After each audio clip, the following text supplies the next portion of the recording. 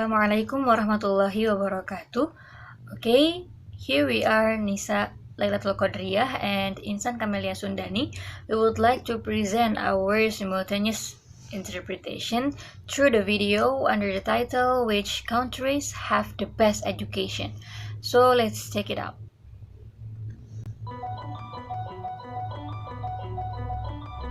Over the past few years, the United States and other Western countries have seen a trend of teachers quitting their jobs. Among their chief complaints is an overwhelming focus on standardized testing and the feeling that their professional opinions are ignored. Perhaps as a result, the United States was 29th in the most recent rankings of countries by education. So we wanted to know which countries have the best education and what are they doing right. Selama beberapa tahun ke belakang, negara Britania Raya dan negara-negara barat lainnya memperlihatkan tren para guru yang berhenti dari pekerjaannya. Di antara keluhan intinya adalah standar fokus uji yang berlebihan dan mereka merasa keprofesionalan mereka diabaikan. Mungkin sebagai hasilnya, US berada di urutan ke-29 di peringkat internasional berdasarkan pendidikan. Nah, kami ingin mengetahui negara mana yang memiliki pendidikan yang baik dan hal apa yang mereka lakukan.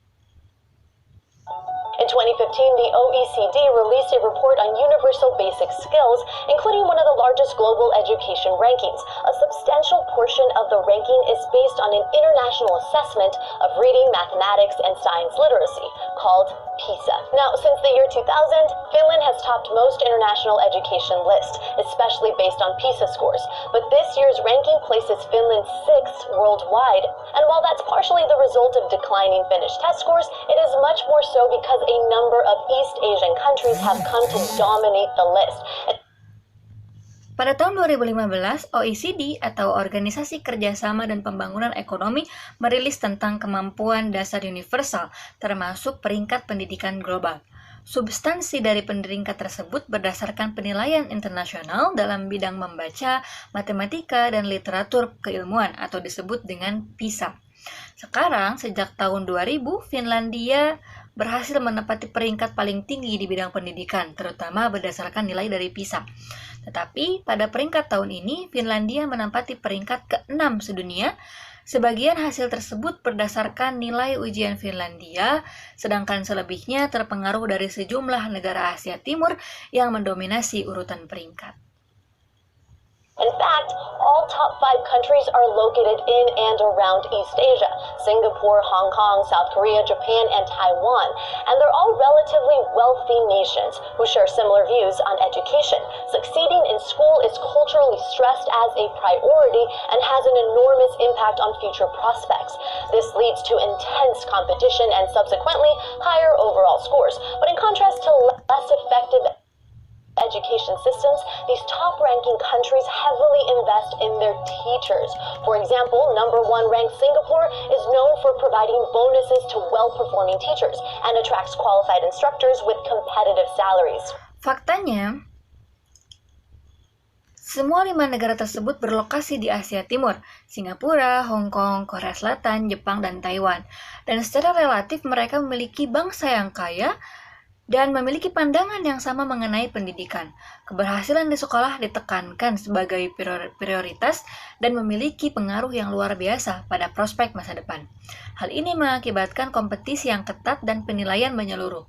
Tetapi, berbeda dengan sistem pendidikan yang kurang efektif, negara-negara tertinggi ini berinvestasi besar-besaran pada guru-guru mereka. Contohnya, negara dengan peringkat pertama, Singapura, diketahui menyediakan bonus untuk guru dengan kinerja yang baik dan gaji yang kompetitif untuk menarik para instruktur yang memenuhi kualifikasi. Number of Asian countries continue to see rapid economic growth. Having a strong education system is integral to future economic success. Oke. Dan karena sejumlah negara Asia terus-menerus mengalami pertumbuhan ekonomi yang sangat pesat, memiliki sistem pendidikan yang kuat menjadi bagian integral dari keberhasilan ekonomi di masa yang akan datang.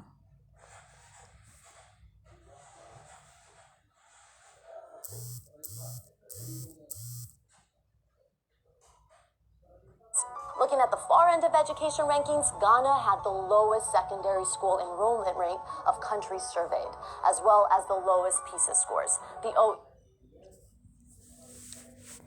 Melihat pada akhir-akhir ini, peringkat pendidikan di negara Ghana memiliki tingkat pendaftaran negara sekolah menengah terendah sesuai dengan survei yang telah dilakukan, juga dengan dilihat dari skor PISA atau PISA terendah.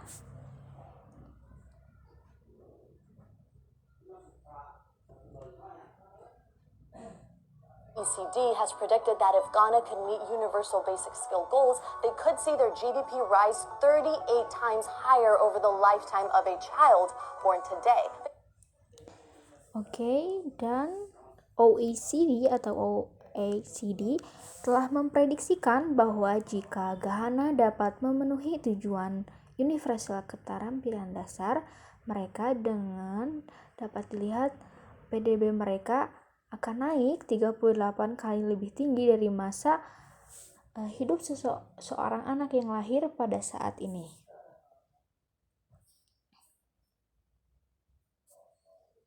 They also point out that when a nation's population is uneducated, it equates to lost economic output and can lead to a permanent economic recession as a result. Mereka juga menegaskan bahwa apabila populasi suatu bangsa tidak berpendidikan, hal itu sama dengan kehilangan pengeluaran ekonomi dan akibatnya hal itu dapat mengalami resesi ekonomi yang permanen. Additionally, in countries like the UK, 1 in 5 children finish school without a basic level of education. Dan juga selain itu, di negara-negara seperti Inggris, 1 dari 5 anak menyelesaikan sekolah tanpa melaksanakan pendidikan sekolah dasar. Similarly, in the US, around 2/3 of 9 and 10-year-olds cannot yet read at their grade level. Dan demikian pula di negara US, sekitar 2/3 dari 9 dan 10 tahun usia belum bisa membaca pada tingkat kelas masing-masing. Point to an emphasis on repetitive rote learning rather than in actual education. Beberapa petunjuk menunjukkan pada penekanan sebuah pembelajaran hafalan yang berulang-ulang, bukan pendidikan yang seharusnya diberikan.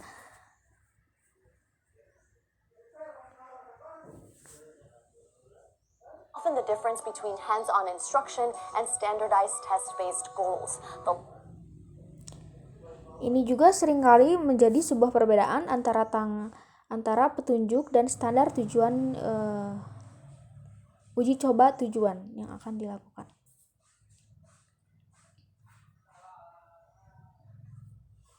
Latter has shown to fail both students and teachers. Education is one of the most important criteria for determining the present and future health of a nation.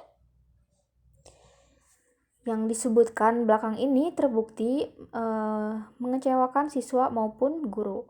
Pendidikan adalah salah satu kriteria terpenting untuk menentukan kesehatan suatu bangsa, kecerdasan suatu bangsa di masa sekarang maupun di masa depan. And while not every country has the resources or cultural emphasis for successful modes of teaching, it is clear that governments should be treating education as an extremely high priority. Sex education, on the other hand, is not.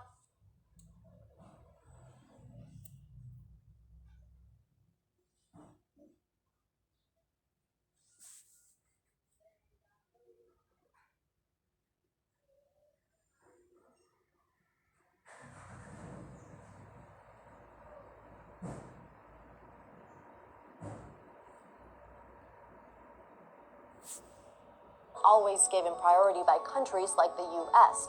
To find out which countries are actually teaching sex education right, check out our video now. Well, Europe's low Dan meskipun tidak setiap negara memiliki sumber daya atau penekanan budaya untuk melakukan metode pengajaran yang berhasil, jelas bahwa pemerintah harus memperlakukan pendidikan sebagai prioritas yang sangat tinggi di negara tersebut.